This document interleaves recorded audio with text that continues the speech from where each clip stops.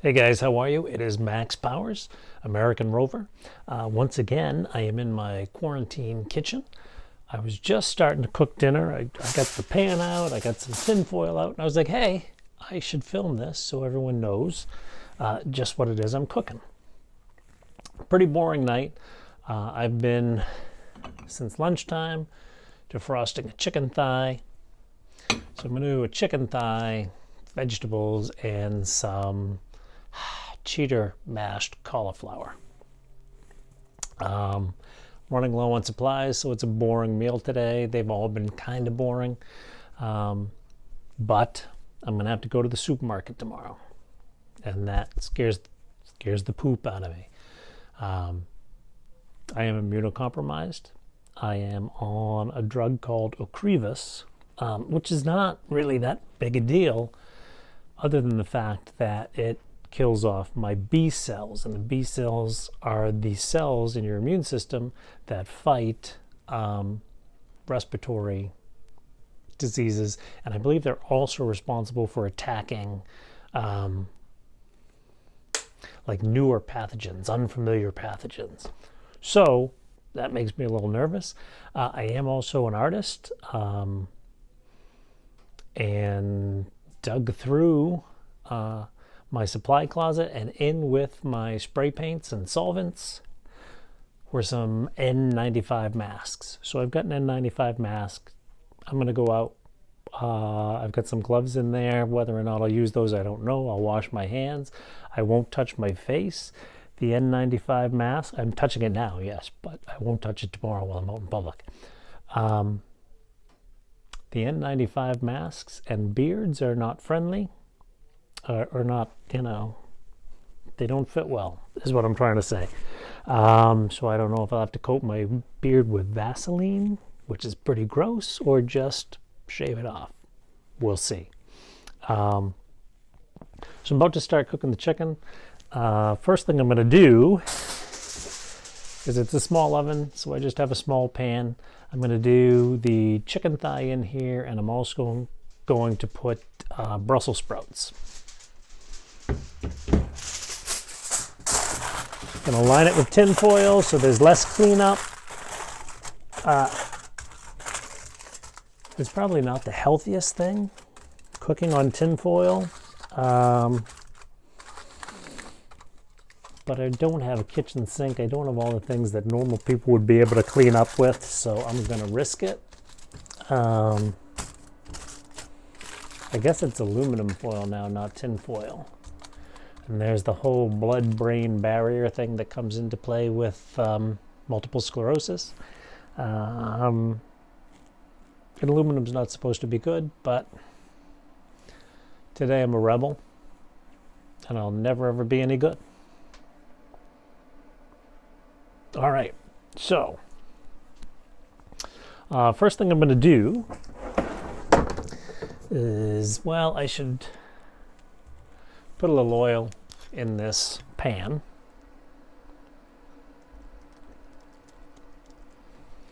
I'm using, for the cooking, avocado oil. Good healthy fats in there. Works just like, I keep a little thing of water and a paper towel behind here, so I'm not, when you see me touching things and then wiping, I'm trying to stay as clean as I can without a kitchen. But this works pretty much like an olive oil. It's got a higher smoking point, and it doesn't turn into whatever that bad fat is that I'm not supposed to be getting, that olive oil turns into when you heat it. So we've got the pan done there. Gonna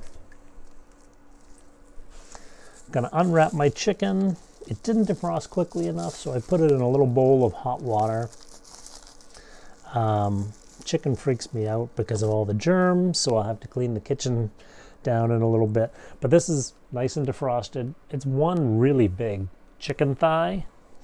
I'm going to throw it in that pan and try not to touch anything.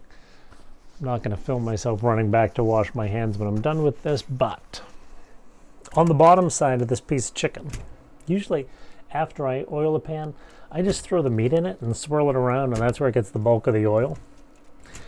So on the bottom side of it, which is the side that would have touched the bone, because you want to make a nice presentation with your food, I am going to, you know what? Yeah, I'm going to touch it anyway, so. All right. We'll just wipe everything down real good. Sprinkling right on the underside, some pink sea salt. The pepper I'm using is a rainbow peppercorn. It's a little more mild than just straight black pepper. I'm going to get some Old Bay seasoning on here.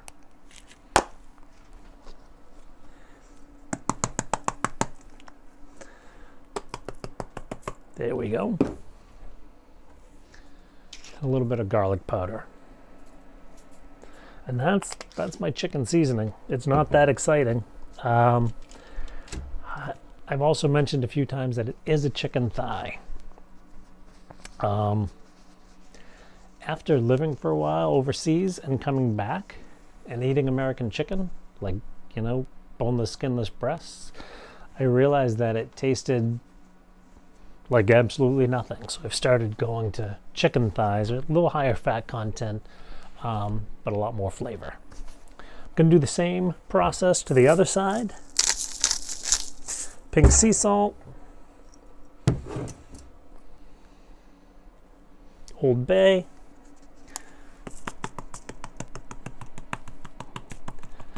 it's going to be Old Bay everywhere because I keep missing. Garlic powder, and the pepper. This is the top side, right? I flipped it over, so that's the side that everyone's going to see. I like to put the pepper on top. I don't know why. It just seems to make a better presentation. Okay, so that's going to sit. It's pretty close to room temperature anyway. Let's get this oven started. And take this out while I do it, mostly so that I can see if it's lit.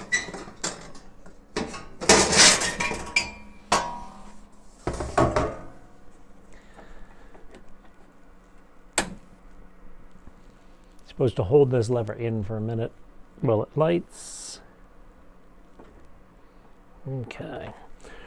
I want it about, in a normal oven, I cook it at 425 for 35 minutes.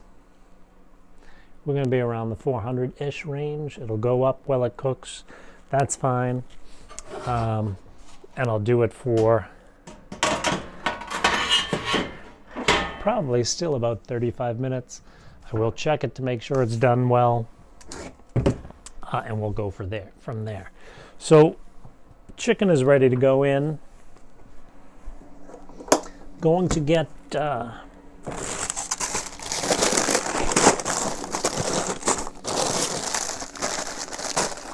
some Brussels sprouts, excuse me.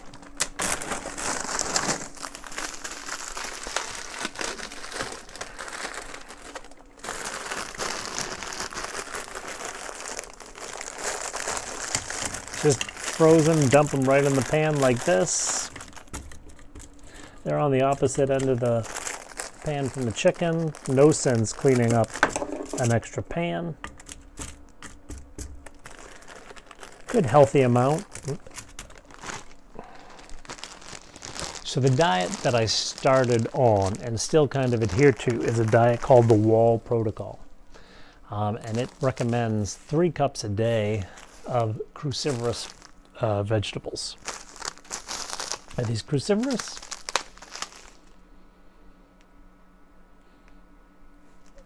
Yeah, I don't know. Welcome to my brain. Anyway, cauliflower, broccoli, asparagus, Brussels sprouts, those types of things.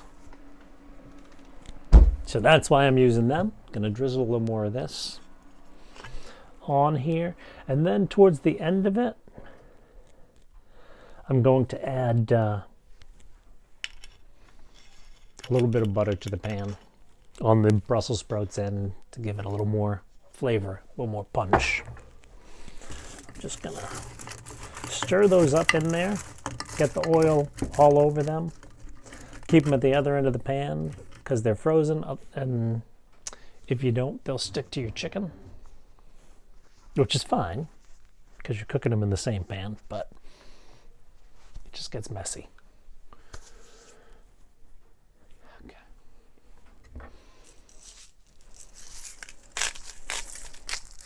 A little more sea salt, a little more cracked pepper.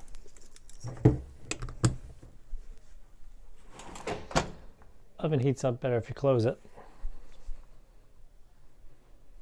And I'm just going to put a sprinkle of garlic powder because sometimes Brussels sprouts can be a little boring. So as this comes up to temp, I'm going to check my gas. Oh yeah, okay.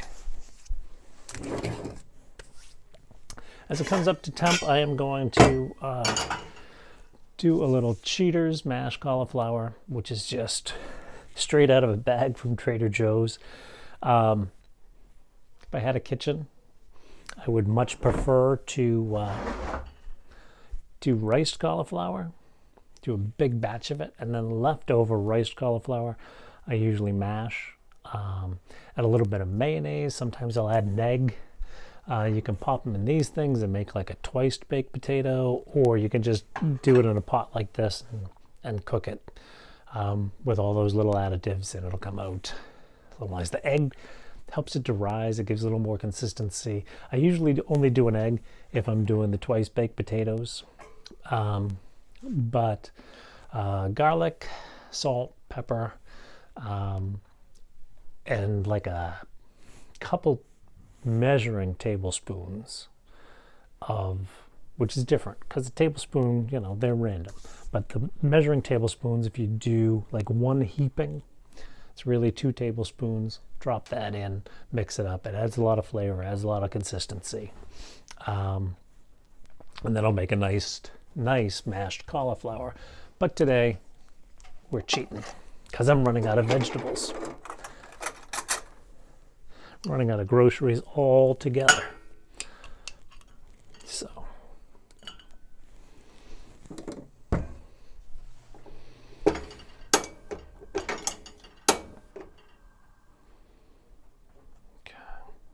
I'm going to melt that. Then I'm going to add the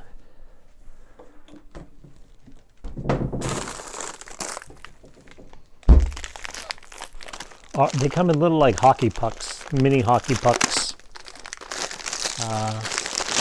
So once that melts, we'll just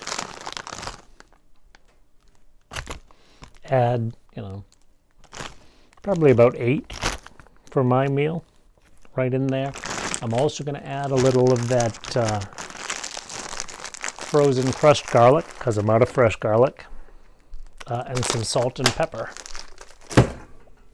And that'll, you know, make it at least feel like a good mashed potato. So what I'll do when I put those in, I'll put a lid on it. I'll let them soften.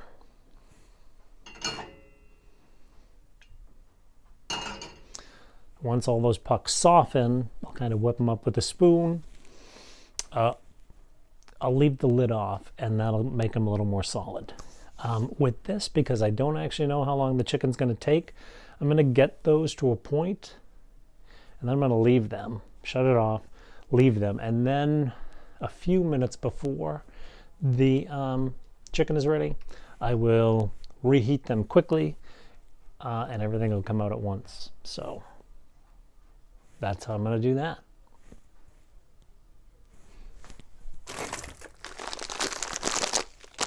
I'm going to pop these in. 1, 2, 3,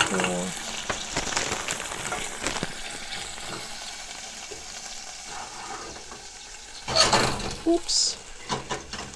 I'm setting it off to one side.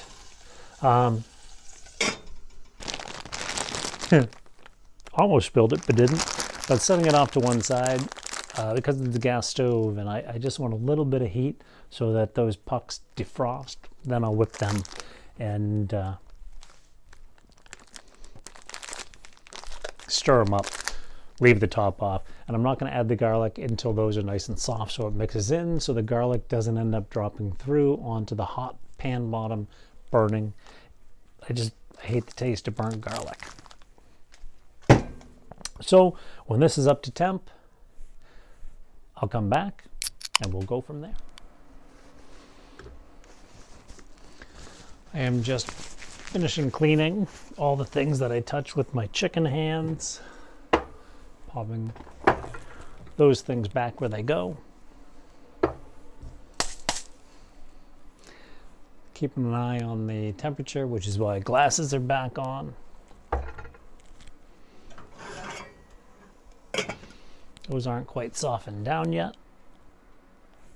So I'll talk to you in a few minutes. All right, guys. My oven is up to temp. I'm going to drop some of that garlic into here.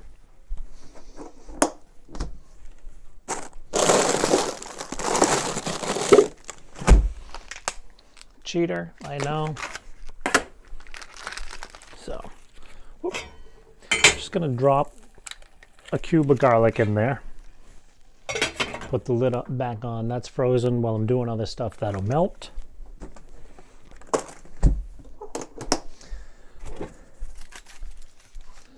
Gonna put the chicken and the Brussels sprouts right in the oven.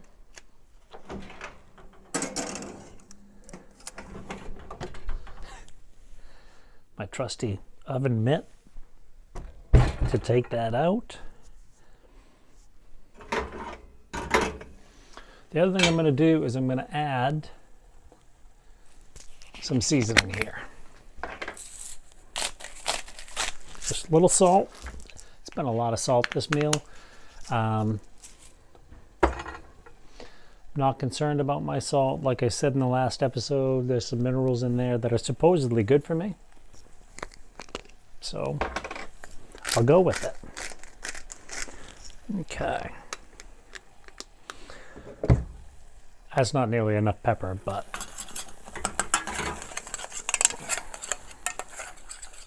okay. So the consistency of this, right, is little on the mushy side for mashed potatoes, but if you leave it with the lid off on the burner for just a few minutes, it'll start to thicken. Keep an eye on it so that it doesn't burn and stick to the bottom of the pan, but it comes out to be a pretty decent substitution for mashed potatoes.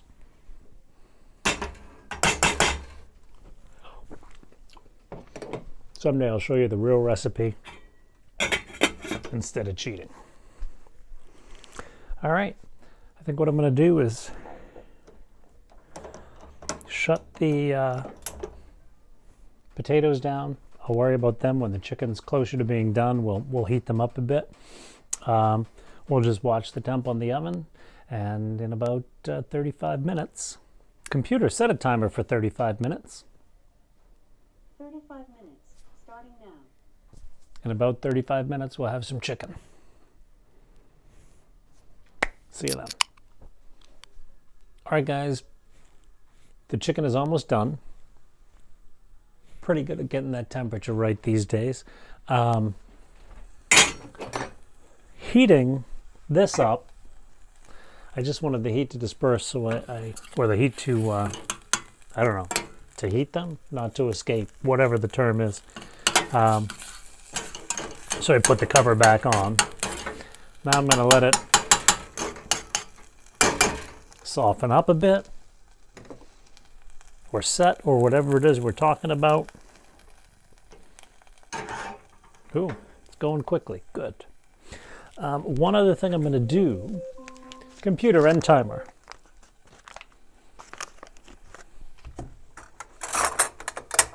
One other thing I'm going to do is add the butter and let that melt in all that heat. so that these things have a little browning on top of the, what do we call those?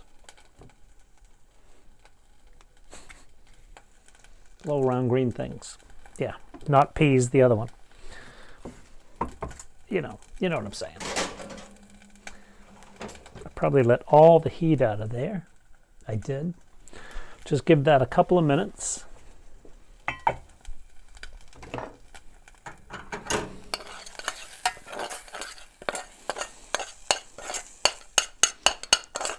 Computer, set a timer for 2 minutes. Computer, set a timer for 2 minutes. 2 minutes, starting now. Thank you. So those things are going on. I'll plate it up. I'll show it to you when it's over there. We've got my potatoes to a much better consistency. Yeah. Got a glass of wine started. So, been listening to like all the things on the internet about how to avoid the coronavirus. One of them was take your wine out of the box, because the box has been touched. The wine has not.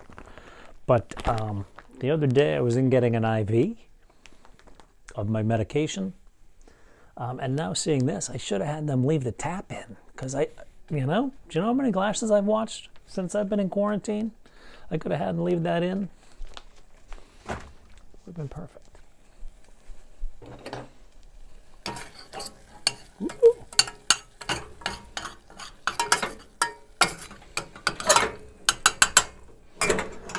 I'm probably the loudest cook around. Somebody get the damn door, will you? All right, plating things up. You can see what it is. All right, guys, so here it is, all plated up.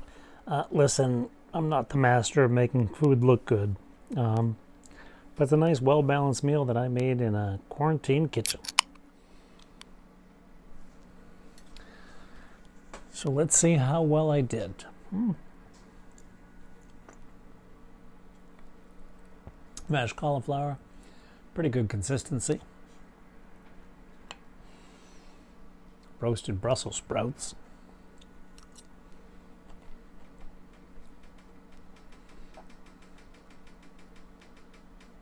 Not bad for Brussels sprouts.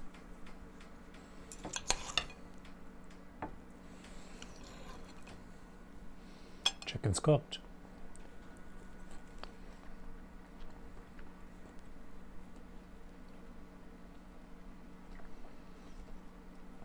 And the thighs just have so much more flavor than the breasts. All right. So that's tonight's quarantine kitchen. I don't know why I always have to think of that word, but that's tonight's quarantine kitchen. Wow, I just can't speak today. Have a good one.